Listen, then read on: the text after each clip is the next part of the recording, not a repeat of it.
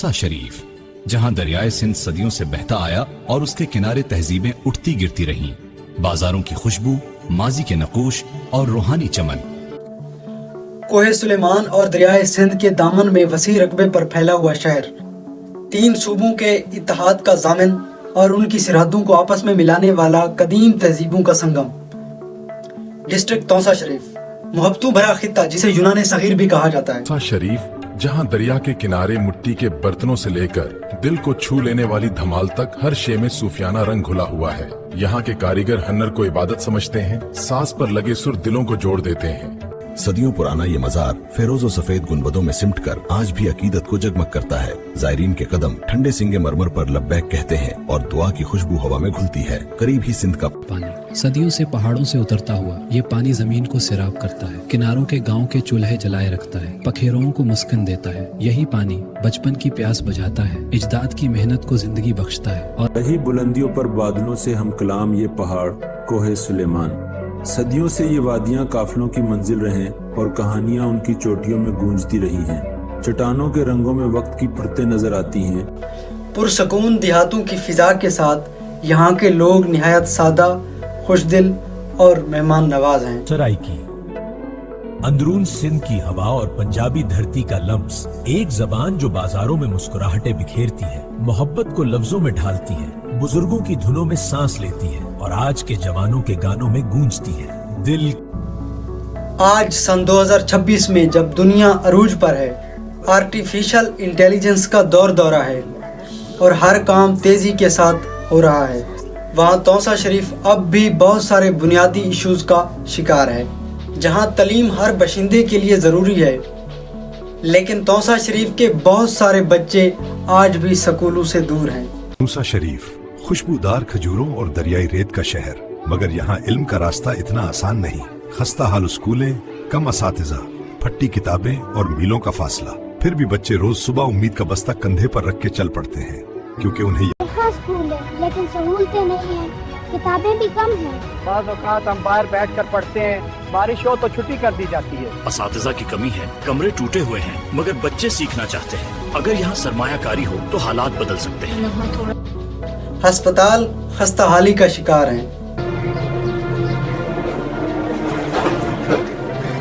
चाचा जी, दुआ जरी रखनी पेगी, जख्म साफ रखो, मैं शाम नू होर वेख लावांगा। इलेक्ट्रिसिटी लोड शेडिंग आज भी तौसा शरीफ में बहुत बड़ा मसला है। एक पल में रोशनियों का समंदर बजा सा गया। बिजली गई मगर जिंदगी नहीं रुकी। मोमबत्तियों की रोशनी में दुकानें चलें, पढ़ाई जारी रही, छतों पे जनरेटर गूंजे और घर में गुटार भी। अंधेरा कभी कभी रोशनी दिखा देता है। पानी जो कि हर जानदार के लिए जरूरी है, तौसा शरीफ ना सिर्फ इसकी अदम दस्तयाबी का शिकार है, बल्कि जहाँ पर मौजूद है वहाँ के लोग भी खारा और आलूदा पानी पीने पर मजबूर हैं। तौसा शरीफ की जमीन प्यासी है, नलकों के हैंडल हिलते हैं मगर पानी बेमुश्किल टपकता है। बच्चे खाली बाल्टियां लिए लूट आते हैं, जो पानी मिलता है वो भी कड़वा और मटियाला। हर हफ्ते पानी की गाड़ी आती है तो उम्मीद जागती है।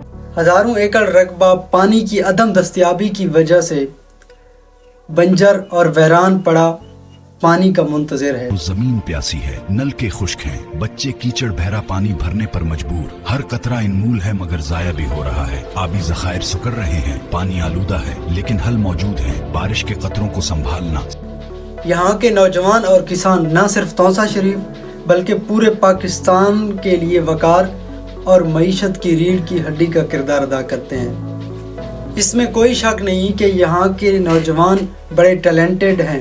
दुनिया की हर फील्ड में इस खित्ते के लोग मौजूद हैं और अपना काम बड़ी जामफिशानी के साथ सरअंजाम देते हैं। शहर सिर्फ दरिया के किनारे बसा हुआ कस्बा नहीं, यहाँ की गलियों में तख्लीक बहती है। कोई अल्फाज को हुस्न देता है, कोई तारों से जर्रात जोड़ता है, कोई मिट्टी के मैदान को ख्वाबों का स्टेडियम बना देता है, कोई रंगों से कहानियां सुनाता है। यहाँ के मसाइल का हल सिर्फ एक ही है और वो है कि यहाँ के नौजवान बेदार हों, सोचें और मिलकर अपने मुतालबात अक़वाम बाला तक और दुनिया के सामने रखें, ताकि ये खित्ता अजीम से अजीम तर बने।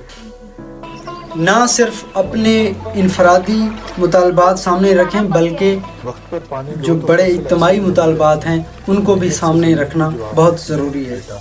اور اس وقت جو سب سے بڑا مطالبہ ہے وہ یہ ہے کہ کوہ سلیمان کے نیچے چھوٹے چھوٹے ڈیموں کی تعمیر کی جائے، جس سے ایک تو پانی کی قلت سے بچا جا سکتا ہے، اور دوسرا جب سیلاب آتے ہیں تب اس سیلاب کی پانی کی زیادتی کو روکا جا سکتا ہے.